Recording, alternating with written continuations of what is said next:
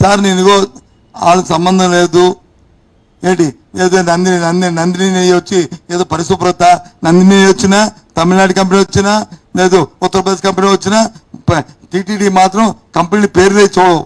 వాళ్ళు ఆ టెస్టింగ్ ఆ రిపోర్ట్లు వాటి మీద ఆధారపడి ఉంటాయి. ఆ టెస్టింగ్లో పాస్ అవ్వాలా.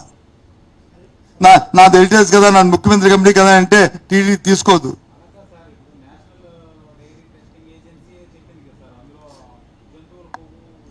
సార్ నేను అంటుంది నేషనల్ డైరీ చెప్పిందని కానీ లేకపోతే ఈవో చెప్తున్న మాటలు కానీ నేనేం దేన్ని కూడా డినై చేయట్లేదు. దాన్ని వాడారా లేదా రిజెక్ట్ చేశారా లేదా. ఇవాళ ఇందాక ఈవో ఏం చెప్పాడు, ఇలాంటి మా తాలూకా రిపోర్ట్లో కానీ ఇది యానిమల్ ఫేట్ కానీ లేదు విజువల్ ఫేట్ కానీ వస్తే దాన్ని రిజెక్ట్ చేస్తాము అని చెప్పాడు లేదా.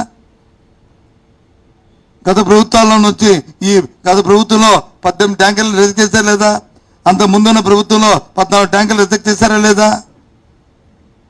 మొన్న ఈ 3 నెలల్లో 4 ట్యాంకర్ని రిజెక్ట్ చేశారా లేదా. అదే నాకేం తెలుస్తుంది. అది వచ్చండి రిజెక్ట్ చేయాలంటే ఆ స్టాండర్డ్స్కి లేకపోతే రిజెక్ట్ చేస్తారు.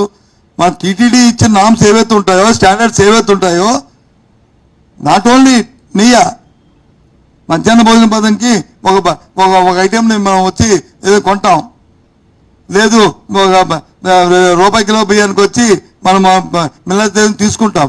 ఆ స్టాండర్డ్స్ లేకపోతే రిజెక్ట్ చేస్తారా ఎఫ్సీఐ కూడా.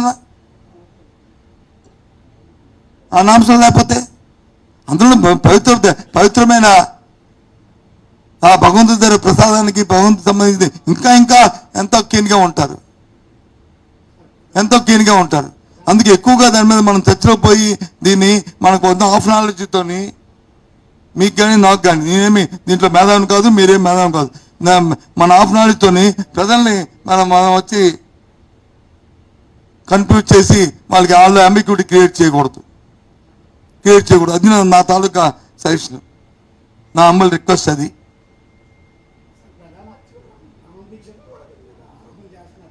సార్ ప్రధాన రమణ దీక్షలు ఆరోపణ చేస్తున్నాడు. రమణ దీక్ష ఆరోపణ చేస్తున్నారు. ఎంక్వైరీ ఏం చేశాడు ఎన్నప్పుడు ఒక నిజంగా అయ్యిందనుకో నిజం అబద్ధం పక్కన పెడితే ఆయన ఎప్పుడైనా నోట్స్ తేవాలి కదా. రమణ దీక్ష అది అలవాటు. ఆయన తాలూకా ట్రాక్ రికార్డ్ తీసుకుంటే ఏ ప్రభుత్వాలు ఉంటే ఆ ప్రభుత్వాలు మాట్లాడుతుంటారు.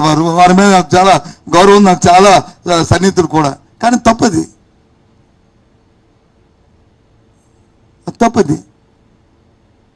ఏం బాబు.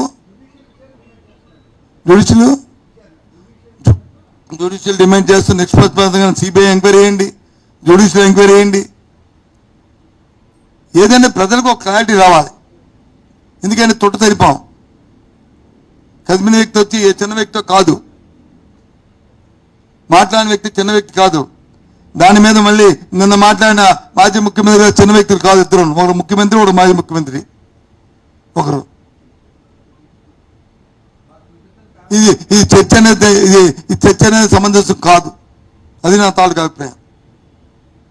ఒక ఎల్ఓపిగా నా తాలూకా అభిప్రాయం, మా ప్రజాప్రతినిధులు అందరి తాలూకా అభిప్రాయం. మా రవీంద్రబాబు కానీ రవిబాబుది కానీ లేకపోతే మా రమణ్ కుమార్ మా మేయర్ గారిది కానీ మా డిప్యూటీ చైర్మన్ కానీ మా ఎమ్మెల్సీ గారి కళ్యాణ్ గారిది కానీ అందరి తాలూకా అభిప్రాయం అది. అందుకే ఈ press meet joint press meet పెట్టాం.